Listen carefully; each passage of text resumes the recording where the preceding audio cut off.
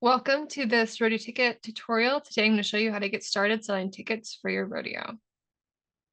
All right, so you'll get started by creating an account if you have never used this before. So when you go to rodeoticket.com, you're going to click this orange button that says sell tickets.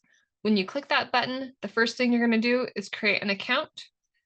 So you have all of this information. You're going to select your account type, and you're going to want to select the rodeo director type.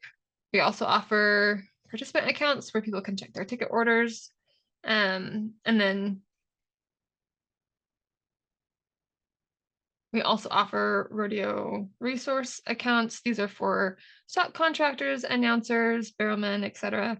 They can create an online profile and collect reviews and kind of boost their digital marketing strategies that way. All right, so yeah, you're going to want the rodeo director account. All right, and then you'll agree to terms and conditions, do the CAPTCHA verification, and create your account. After you create your account, you'll see the form to create your event. If you already have an account, you're going to go ahead and sign in, and then you're going to make sure that you're on the current rodeos page. If you are seeing a different view, then you're going to go from the drop down above and make sure that you're selecting current rodeos. All right, and then you're going to click the create a rodeo button. When you click that button, you'll be taken to a page that looks like this. And this is the page we're going to put in all of the information to get your rodeo created online.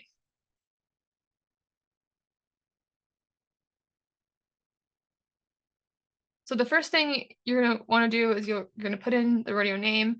You don't have to include the year because we automatically add that for you. So you don't want it to say the 2024 rodeo. You just want to say 2024 one time. So just leave the year out of it. I also recommend if it's your bicentennial that you leave the word bicentennial out when you're creating your event, because the URL that we create is created based on the rodeo name. So unless you want bicentennial to be forever in your URL, leave it out. You can go back and add that word later without changing the URL. So that way the URL is just the simplest form of your rodeo's name. And that's cleaner as you're going to kind of be using that part of the URL over and over again. All right, and then you're going to select what forms you're going to do. You will for sure want to do ticketing, but some people also use us for registration for their mutton bustin'. So in that case, you might want to select both. If you are not interested in any of that and you just want to make sure that your rodeo is listed on our calendar, you can just create a calendar listing. I'm going to go ahead and show you what this process looks like when you're doing both registration and ticketing. So we'll leave it there. You'll fill out the venue name, assigned seating, yes or no. If you do have assigned seating, make sure you reach out to us because our team can help you create a really nice looking digital seat map that's interactive that your attendees can use when they're buying tickets online. And that's something that we're really great at managing for you. So it's very easy for you. But if you just have general admission, it's really easy just to do this process by yourself. So I'm just going to leave this as a general admission example.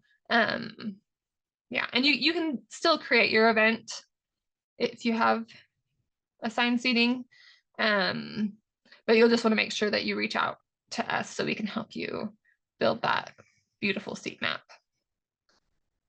Okay, you'll fill out all the information. If your rodeo has multiple days, you'll check this checkbox and you'll put the start date and the end date here. You'll write up a little bit about your rodeo. If you have a rodeo website already, you'll put that link here.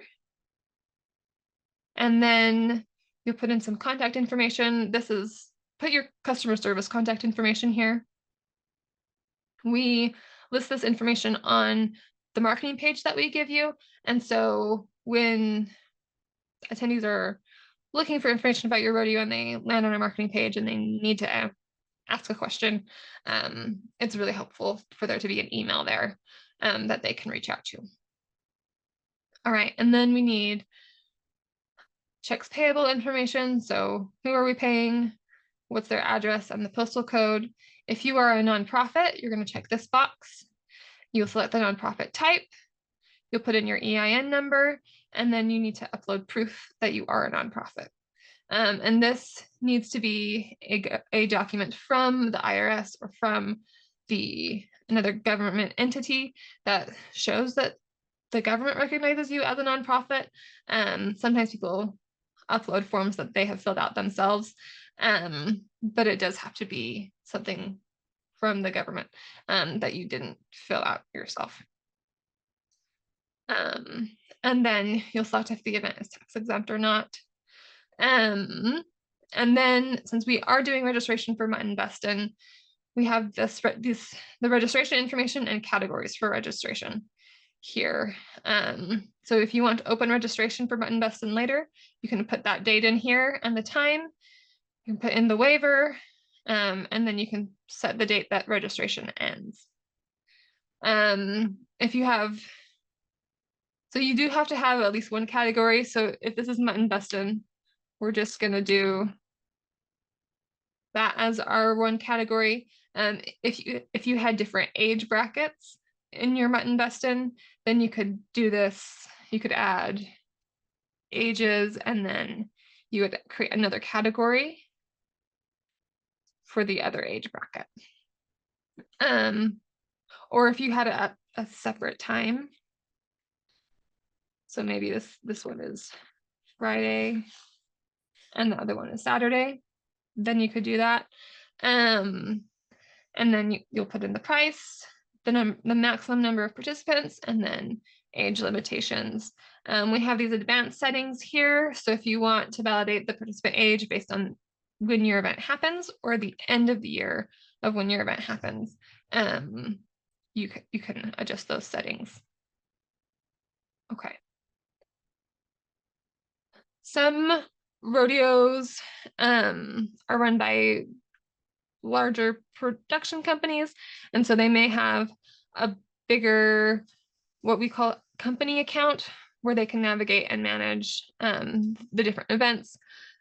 Sometimes rodeos are just doing their one rodeo and they're just going to do it from their event account, as opposed to having a bigger umbrella. So that's what this means here. We're just going to leave it alone. If it doesn't apply to you, you can just ignore it as well. And then you'll agree to the terms and conditions and hit save. Now, once you hit save, the first page you're going to see, since we have selected registration, is going to be the registration page. So you can upload your logo and adjust all of the different settings here. We have a video already that goes through how to use this page and adjust everything here. So we're gonna make sure that's linked in the comments so you can find that really easily to continue the process. Once you're done with registration, if you were doing registration, the next page you're gonna see is the ticket pricing page. This is what that page looks like. And we've got another video that goes through how the settings on this page works. So that one is also going to be linked below, just so it's easy for you to find and figure out how to use this page. All right, well, that's it. It's pretty easy, pretty straightforward. Thanks for tuning in. Have a good one.